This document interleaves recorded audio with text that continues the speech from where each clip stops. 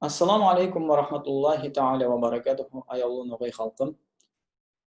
Сізге Москвадағы ноғайлардан үлкен салам.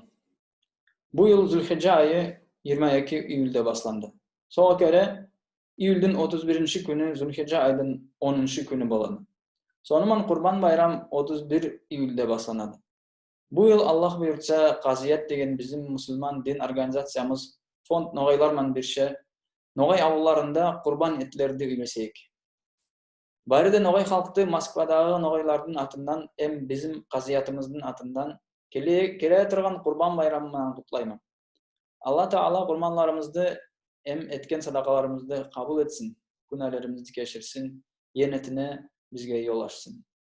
Ассаламу алейкум ва рахматуллахи та'аля ва баракатух.